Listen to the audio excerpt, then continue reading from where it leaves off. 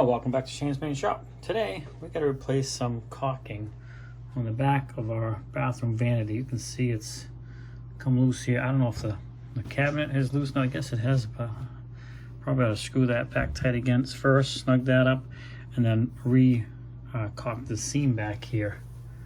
So the first thing we really want to do before we even pull it tight is pull out all the old caulking. And to do that, I'm going to use this 5-in-1 tool. This is the MBS 614. It's just a multi-tool, but for scraping and all kinds of stuff. But this little point helps us get down in there. Hopefully you can see there a little bit. So we can get anything up out of there, which I started already. And I thought I'd show you. You can see here where I can start to pull up this, and then I can get the 5-in-1 tool down in there and break it loose a little at a time and pull this old caulking right out of there. I don't know if you're able to see that or not, or if I'm blocking it. Basically, I'm just getting that underneath the caulking so it doesn't fall down in the wall or in behind. I'm not pulling very hard on this end, mainly using the 5-in-1 tool to pull it loose. And that's just coming out of there pretty good, actually. So we're going to finish this, just work our way all the way to the corner. Get out anything that sticks behind. We'll get out any of that loose stuff, and once we get that out, we'll fasten the cabinet back tight against the wall and then put new caulking in there. So let me get the rest of this out first. Okay, so I got that out all the way to the corner, and I was able to do it without really damaging the wall, which is pretty good. This thing was really handy at getting down in there and just rocking it like this and prying up on the stuff all the way through. All right, so I got all that cleaned up and back against the wall the best I can.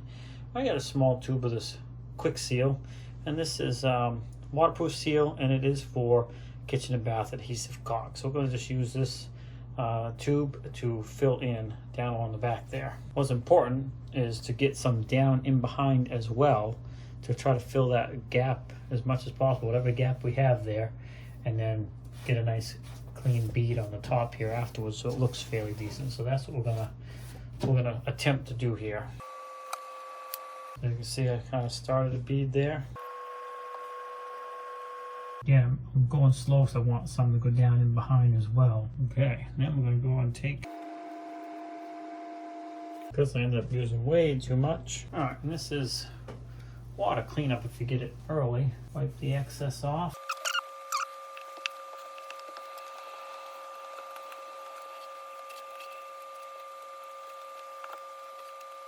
Okay, so we see we got a nice new bead down behind there and on the side over here as well. This didn't really need it, but I went and did it anyways because I had some left over.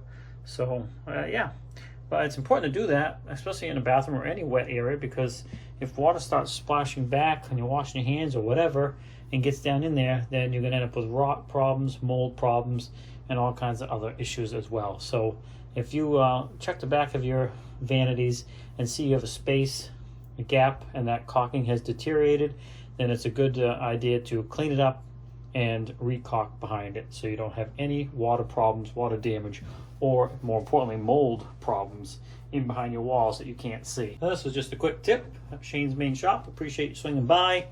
Also, a lot of you are not subscribers, so please take a minute, hit that subscribe button and a notification button so you can be notified anytime we upload another video.